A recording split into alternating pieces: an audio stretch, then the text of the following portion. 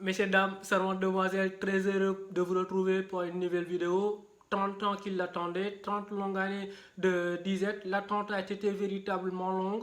La patience devenait de plus en plus insupportable, mais l'aboutissement est glorieux, sensationnel. La saveur toute particulière, bien évidemment, parce qu'il n'y avait pas la possibilité de fêter ce titre avec les fans.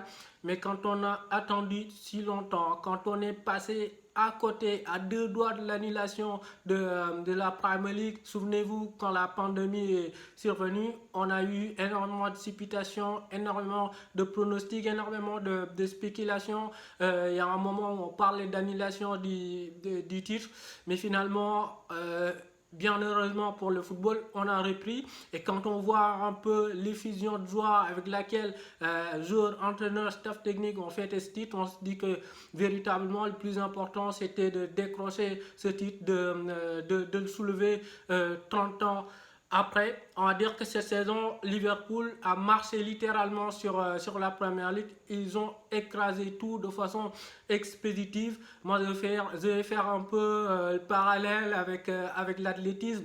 Euh, En fait, c'était une course c'était comme une course de 100 mètres avec Usain Bolt. Au départ, tout le monde est là, tout le monde suit le rythme, mais au bout de 70 mètres, au bout de 80 mètres, le mec, il a largué tout le monde est derrière.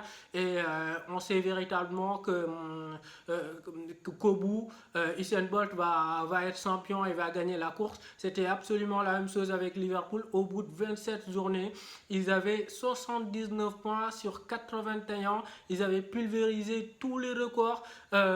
Ils avaient enchaîné 18 victoires consécutives, chose que seul Manchester City avait réussi lors de la saison 2017-2018. Donc ça a été vraiment un vrai rouleau compresseur qui a littéralement écrasé tout le monde. Mais si Liverpool a été si fort cette saison, c'est véritablement grâce à un homme qui est arrivé en 2015, on le rappelle, avec ses idées, sa philosophie, ses méthodes.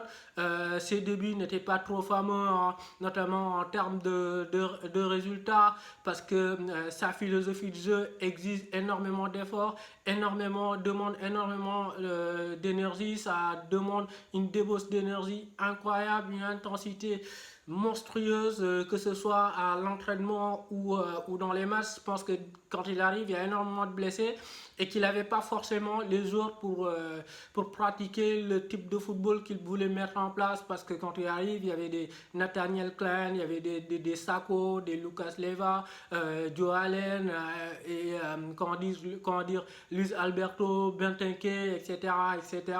Et la première chose qu'il fait véritablement, c'est de construire un mastodonte. Il se débarrasse d'abord de Benteke, qui était l'attaquant de Liverpool, pour installer Roberto Firmino, parce que lui, il a véritablement cette capacité pour aller harceler, pour créer de l'espace pour les autres. Deuxième saison, il va aller chercher Mané, il va aller chercher Wijnaldum pour amener de la vitesse sur les côtés et du dynamisme au milieu de terrain.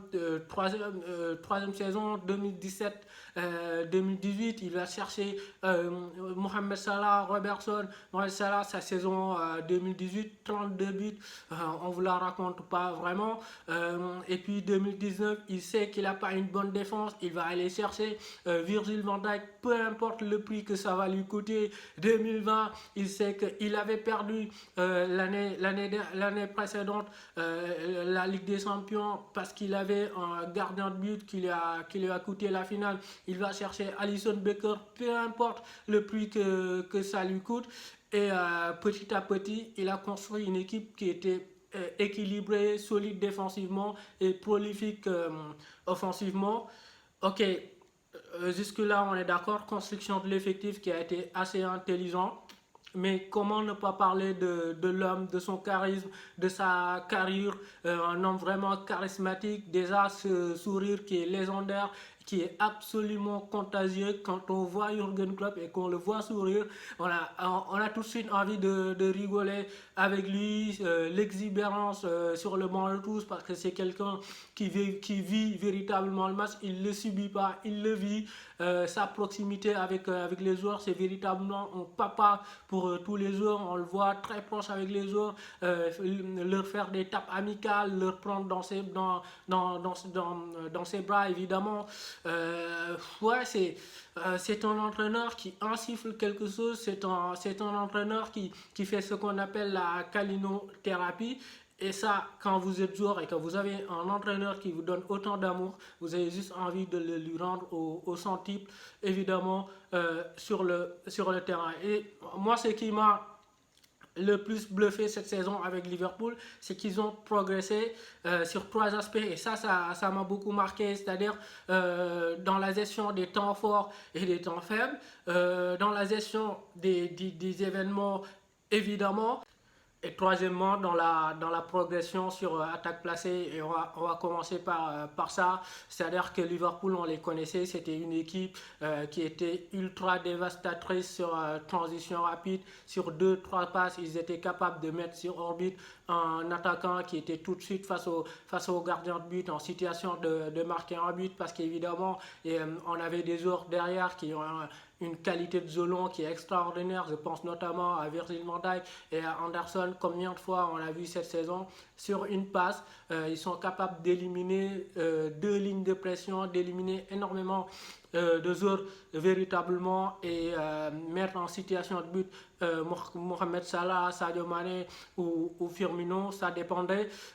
Mais cette saison, on a vu une équipe qui savait être patiente, on a vu une équipe qui savait faire circuler le ballon, qui savait voilà, prendre son temps, prendre son mal en patience, essayer de multiplier les passes pour déséquilibrer, déstabiliser les équipes. Et ça a été véritablement une petite progression de la part de Liverpool. Il y a eu véritablement sur ce point de vue-là une nette amélioration par rapport aux années précédentes. Et l'autre élément, c'est bien sûr la gestion des temps forts et des temps faibles, c'est-à-dire la gestion de l'intensité. Avant, c'était une équipe qui n'était capable d'exister que s'il mettait de l'intensité, c'est-à-dire que Liverpool, c'était une équipe qui était monstrueuse quand elle mettait de l'intensité dans son jeu, mais ça devenait une équipe lambda dès que l'intensité redescendait, s'étiolait. On a vu cette saison, ils étaient capables sur une séquence de 15-20 minutes d'attaquer, de pilonner, de mettre une intensité folle, de rouer de coups leurs adversaires, enchaîner les vagues. On voyait des rafales qui étaient successives véritablement, mais ils étaient aussi capables, sur une séquence de 15-20 minutes, de se recroqueviller, de se replier, d'attendre l'adversaire, d'attendre la faille de l'adversaire et après de l'exploiter. Troisième élément, ça a été véritablement la gestion des événements, c'est-à-dire que face aux adversaires qui sont modestes, tels que, on va citer West Ham, Burnley, Brighton, Crystal Palace, etc.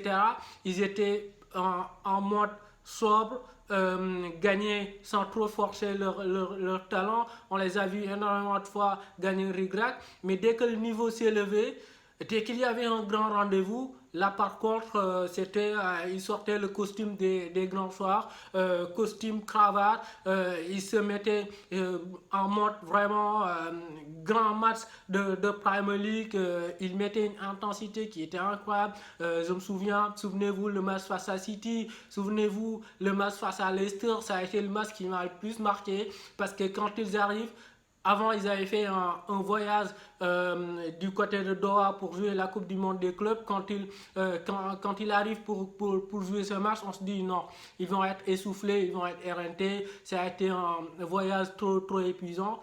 Mais le jour du match, pendant 90 minutes, c'était complètement fou, c'était dingue. C'était incroyable, un match qu'ils ont dominé de bout en bout, ils ont écrasé Leicester et ça a été véritablement le cas dans tous les grands matchs cette saison en Premier League.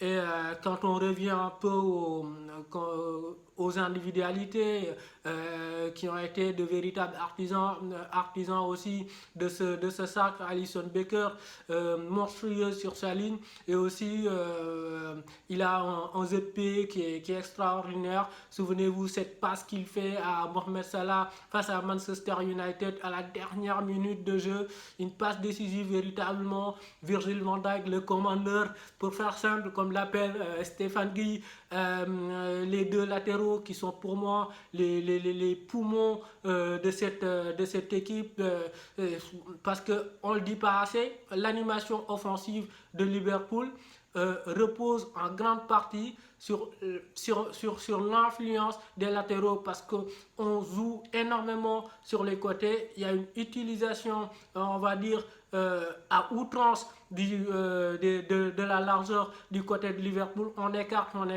et puis derrière, on centre pour les attaquants. Et dans ce registre-là, Trent Alexander-Arnold et Robertson ont vraiment excellé. Moi, je suis vraiment amoureux et fan de leur jeu, milieu de terrain qui a été solide. Wijnaldum, pourtant, quand on entend son nom, on se dit pas waouh, mais quel joueur, top 5 mondial. Anderson, quand on entend son nom, on se dit pas waouh, quel joueur, top 5 mondial. Et pourtant, eux, avec Fabinho, ils ont fait une saison qui a été vraiment sensationnelle. Du côté offensif aussi, le trio magique, Sadio Mané, encore une fois, saison sensationnelle. Firmino, saison sensationnelle. Salah, même s'il est égoïste, voilà, il a fait sa saison, il a fait le taf, il a marqué 19 buts. Donc voilà, c'est vraiment un très beau champion, ce Liverpool, et on est tout content, franchement, qu'il gagne enfin ce titre de Premier League. Voilà. Comme quoi, tout est bien qui finit bien. Allez, on se retrouve très bientôt pour une nouvelle analyse. D'ici là, prenez bien soin de vous et des vôtres. N'oubliez pas, football plaisir, c'est ici que ça se passe. Abonnez-vous, likez et partagez.